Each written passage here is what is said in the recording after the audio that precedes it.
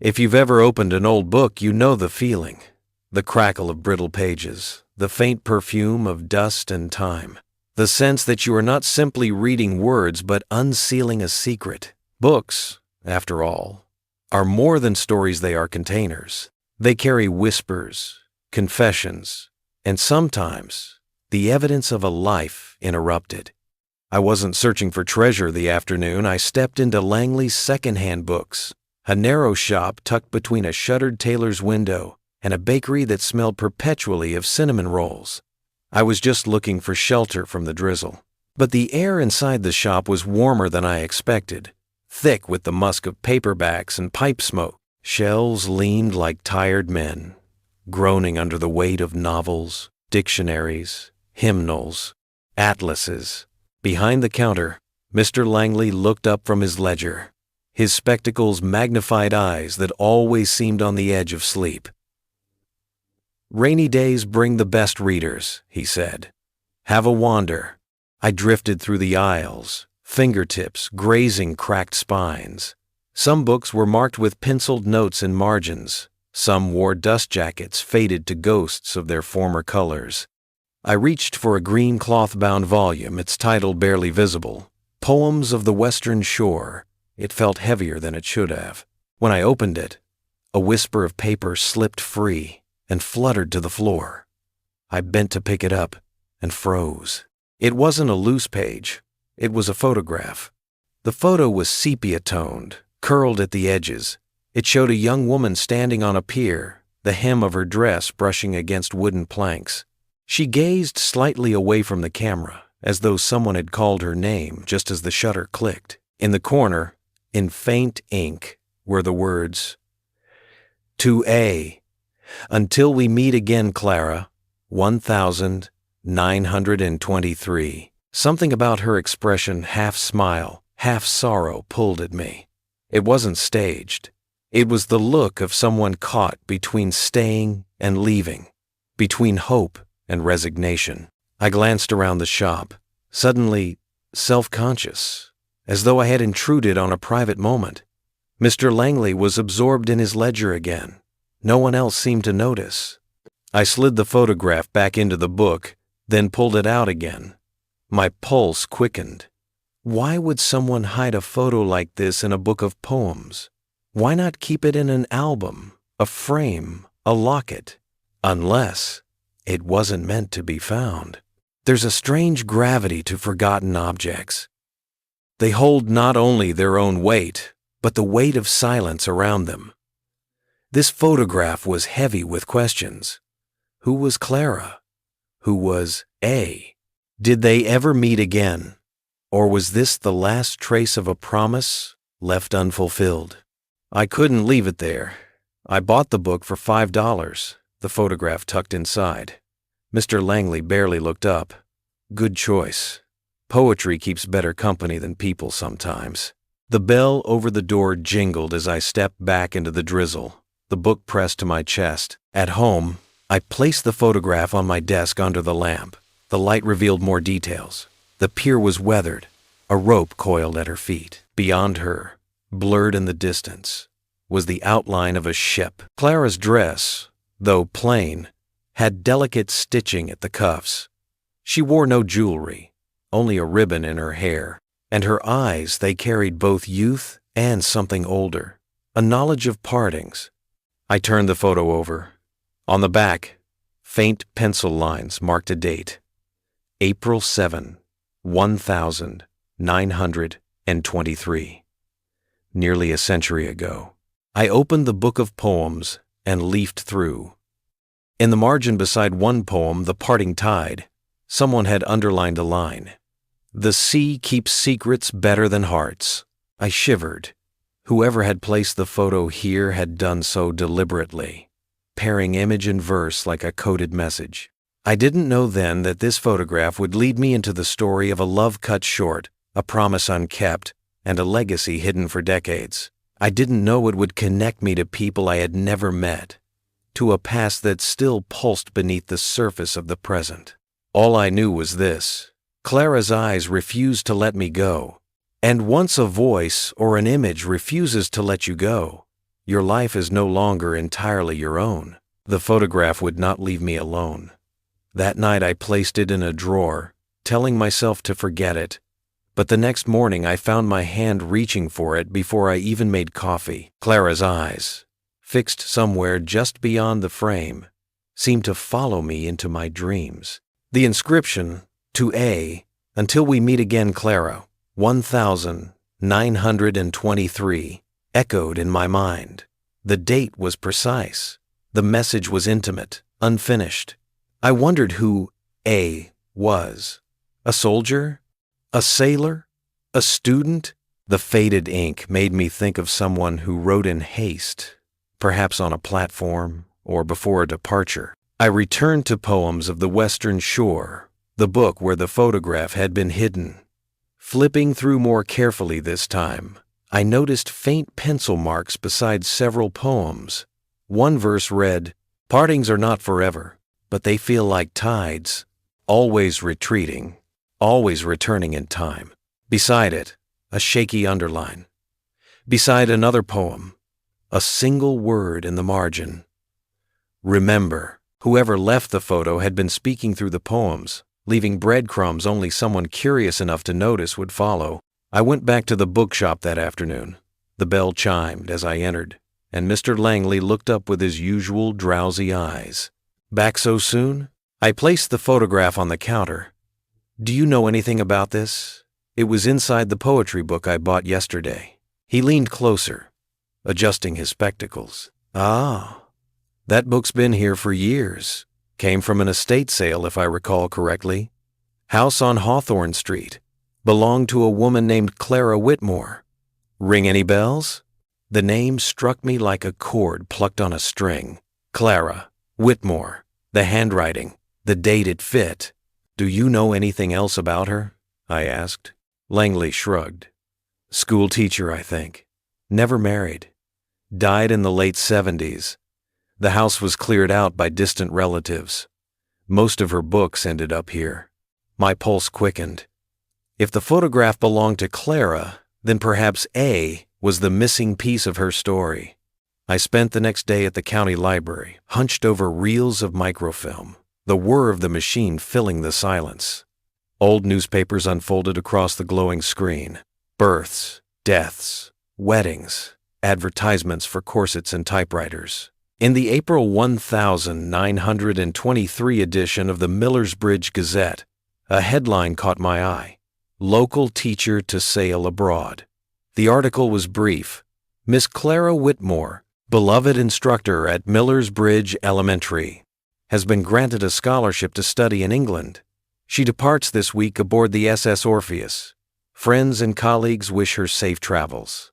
A photo accompanied the piece, grainy, but unmistakably the same young woman. The pier, the ship in the distance, the same ribbon in her hair. My heart pounded, but nowhere did it mention A. I combed through later editions. In June 1923, a small notice appeared. "Engagement announced Miss Clara Whitmore to Mr. Andrew Caro, local merchant's son." But there was no follow-up. No wedding announcement, no photographs, no society page coverage, just silence. By autumn, Clara's name appeared again, this time in a list of passengers returning from England, alone. What had happened to Andrew Caro? Was he A? Had something torn them apart before vows could be exchanged? The mystery deepened. That evening, I spread my findings across the desk. The photo, the article, the engagement notice.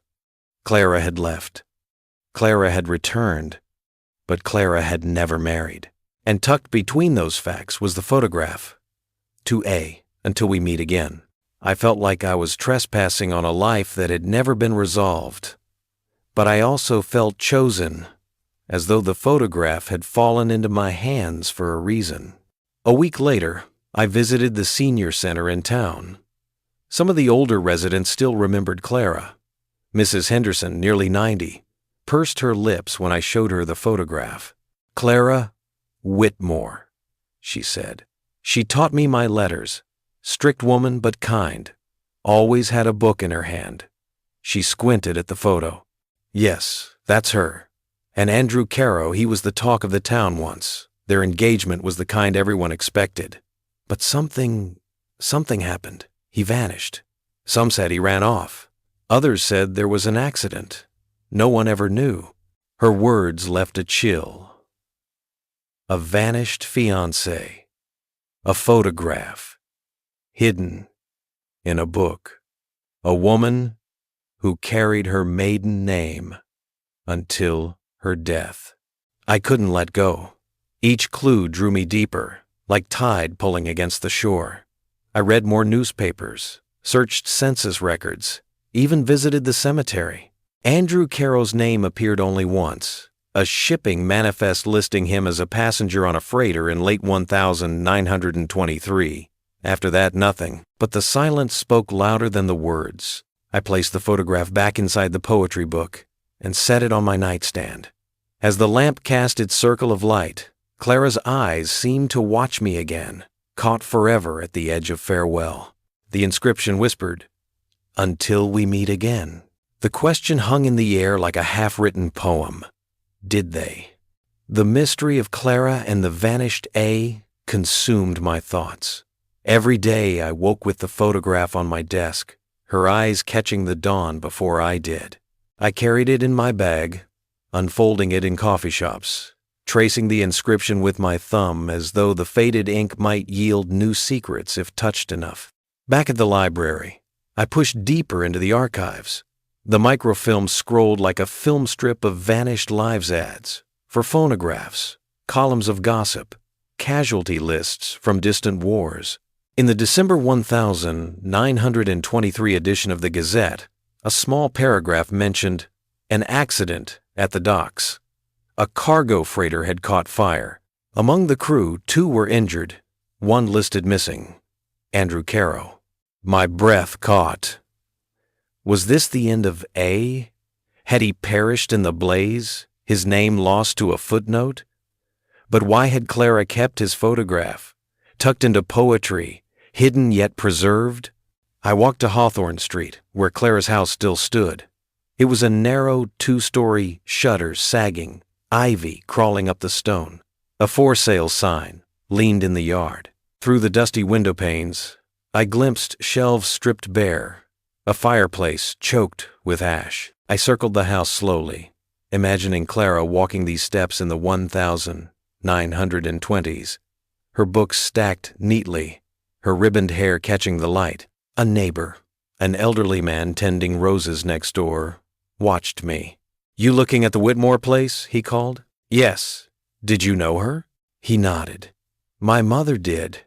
Said Clara was kind, always tutoring kids after school. She never married.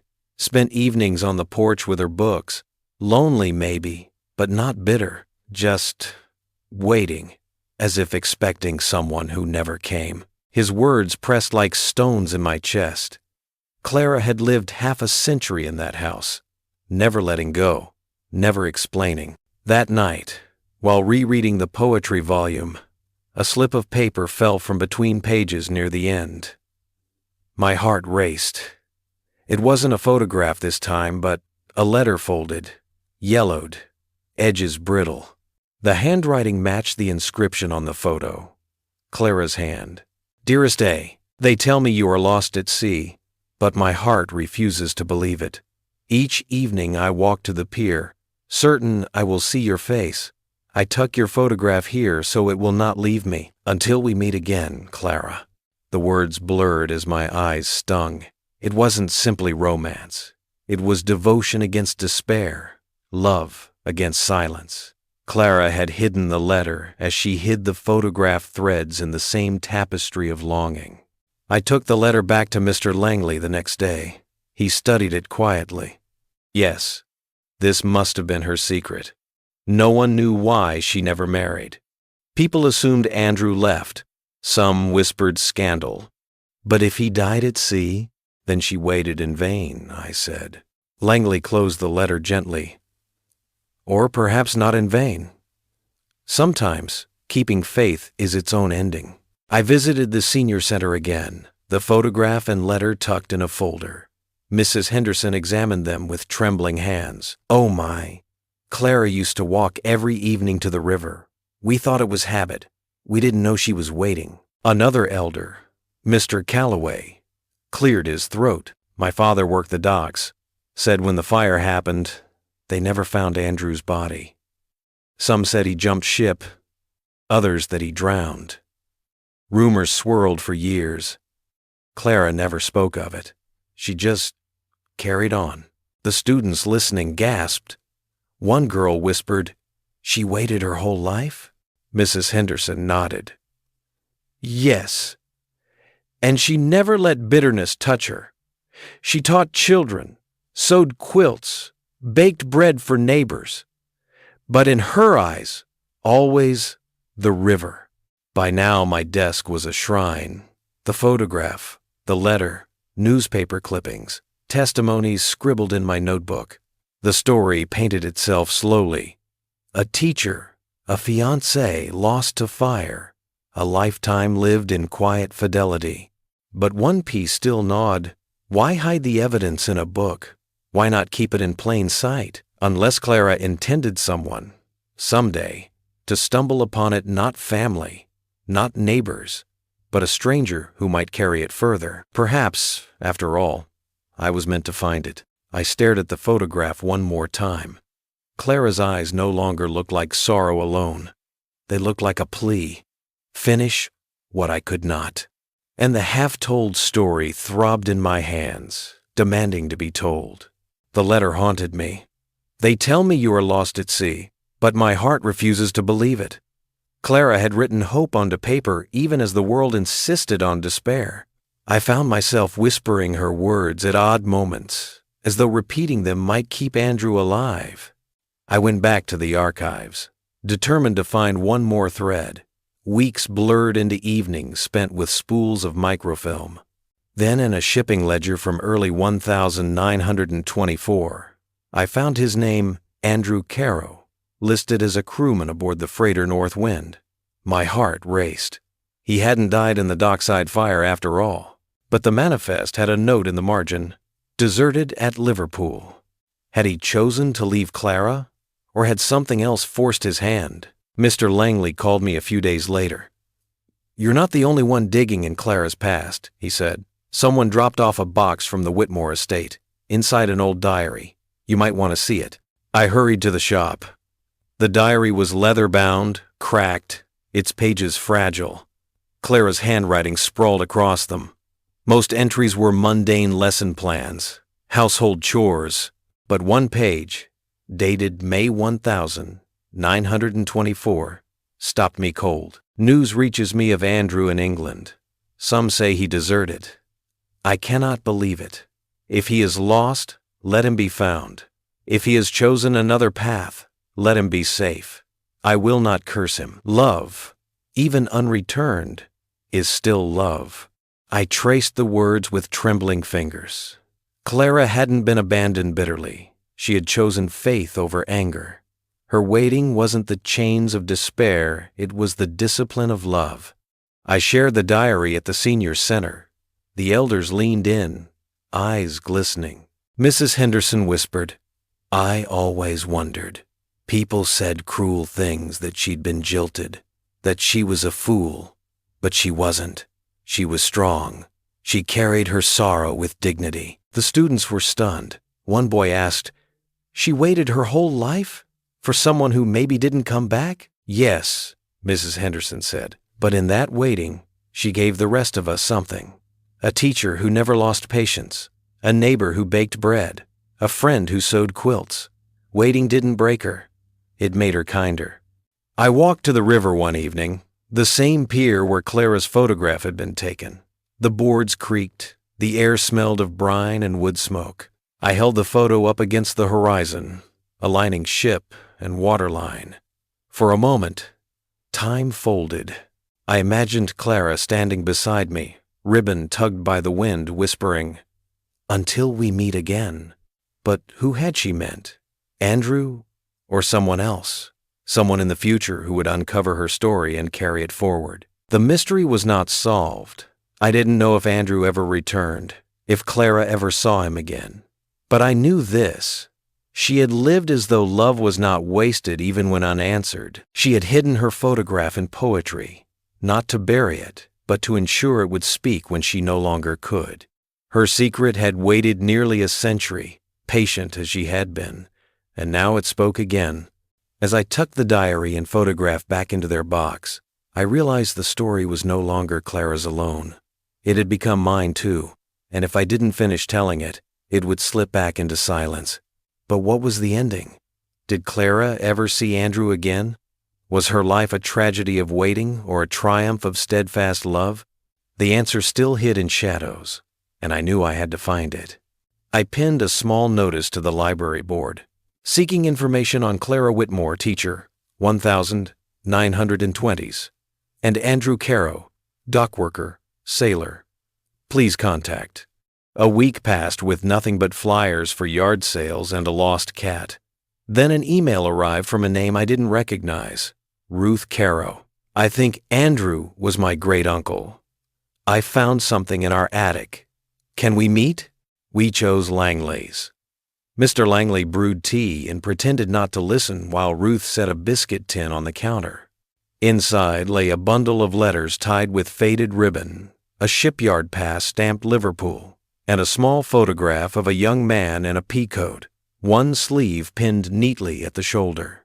My grandmother never spoke of her brother, Ruth said. Only that he left and didn't come back the same.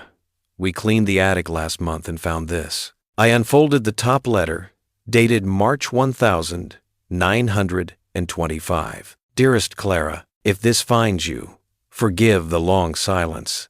I was pulled from the fire with more luck than merit. The company marked me as deserted when I refused to ship back out, call it pride or shame. I have one arm now, and I could not bear to return to you half-made.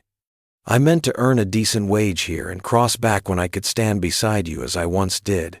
If you can forgive such cowardice, write to Hawthorne Street, Liverpool. If not, know that I have never loved anyone but you. Andrew. I read the address again.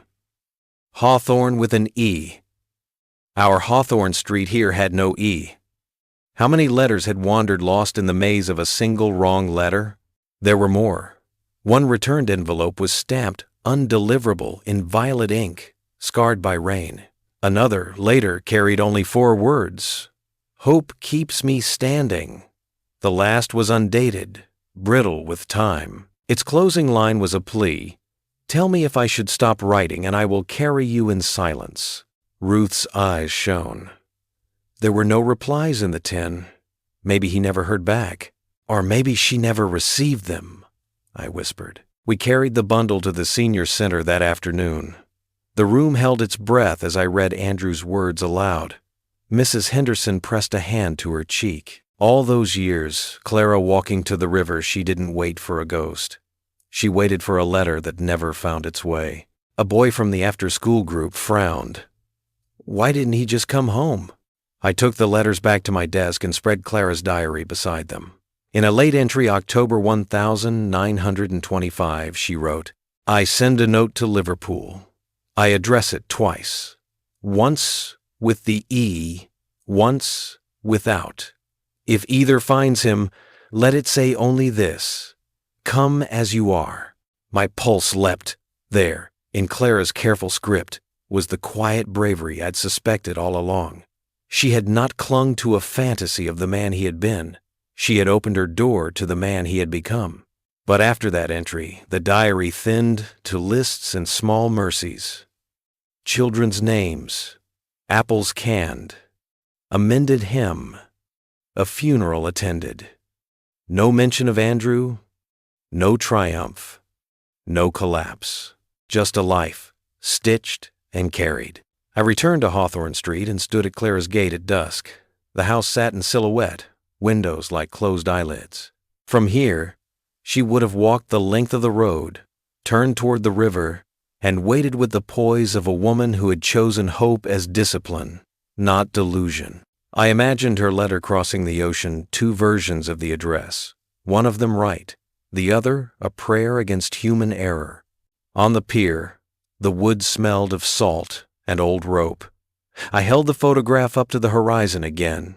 The ship in the distance was only a freighter moving grain, but for a breathless second I felt the air bend, past, and present latching like a clasp. I thought of Andrew's line, "Hope keeps me standing." It had kept Clara standing, too. I didn't know whether they ever met again.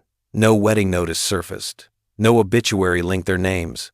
Perhaps the letter reached him, and he came on a Tuesday no one thought to record. Perhaps he wrote once more, and illness took him. Or tide and time conspired to keep them as two bright threads that never quite knotted. The archive could not say. The paper could only hum with what almost was. But I knew what to do with what I had. The town museum agreed to a small display. "Until we meet again." The Whitmore Caro letters. We placed Clara's photograph beside the diary, Andrew's peacoat portrait beside the returned envelopes. Between them, the book of poems lay open to the underlined line. "The sea keeps secrets better than hearts." A card invited visitors to write a message they'd send across time if they could. Within days, the bowl filled. "I forgive you. Come home." I kept the porch light on. Ruth and I stood before the case on opening day. "Do you think she'd mind?" Ruth asked. "I think she intended it," I said, tapping the spine of the poetry book gently. She hid their story where a stranger would have to linger and listen. She was leaving a door ajar. We left the museum and walked down to the river as the sky spilled orange into the current.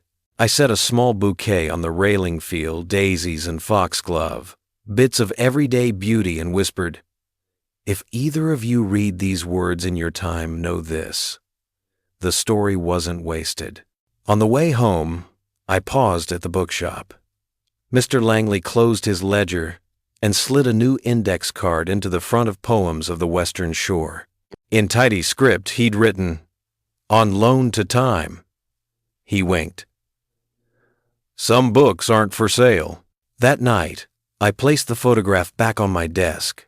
For the first time, Clara's eyes did not feel like anchors. They felt like lanterns. There was one more thing to do, of course. A thread I hadn't yet tugged. In the final pages of the diary, dated September 1930, I found a single line next to a tiny pressed violet. "Saw a man on the pier with a pinned sleeve. He did not turn." I closed the book. The ending had not grown louder. It had grown truer. Some love stories do not conclude with vows. But with vows kept anyway, kindness offered to a town, faith practiced in ordinary hours, a photograph hidden in a book where another pair of hands might one day find it and understand. Tomorrow I would write to the Liverpool archives, to the Shipyard Union, to anyone who might hold one last fragment. But even without it, the lesson had surfaced. Not every promise is fulfilled as we imagine. Some are fulfilled in the way we keep loving after the answer fails to arrive. A week after the exhibit opened, the Liverpool archives finally replied. The email contained a scan of a thin ledger. Hawthorne Street Relief Office. Incoming post. 1930-31. Two lines leapt out. Letter forwarded to unknown address. A. Caro. Sender. C. Whitmore. Note enclosed. Come as you are. Postcard returned to sender house vacated. No forwarding kept. There was no marriage record, no obituary pairing their names, only these crossing tracks, like rails that almost touch and then drift apart. I printed the scan and slid it into the museum case beside the photographs. The caption read, "Sometimes the ending is the echo." That evening, I walked to the pier at dusk and read Clara's line aloud. "If either finds the other, let it be enough." The river kept its counsel. The wind tugged at my coat like a friend who knows when to leave you with your thoughts. Back at Langley's, Mr. Langley had tucked the poetry book on a small shelf with a handwritten card. "On loan to time, please read slowly." I slipped one last note between its pages for whoever finds it next. If you are holding this, know that love kept faithfully can outlast answers. Tell the story you carry. Someone is waiting for your voice. And that, perhaps, is the whole lesson. Not every promise resolves in the way we script it. Some promises become the lives we lead while we're waiting. Clara taught children. Andrew tried to stand again. A town remembered. A stranger listened. A photograph in a book did what it was meant to do. It called someone back to the work of tenderness. If this story stirred something in you, call the person you've been meaning to call. Open the album. Check the attic. Write the letter with the address, spelled carefully. And if you've ever found a fragment from another life, a receipt, a ribbon, a photograph, honor it. Carry it forward. Share in the comments a fragment of your own unfinished story. Subscribe to Years Ago Stories. The next video may bring another lost trace back home.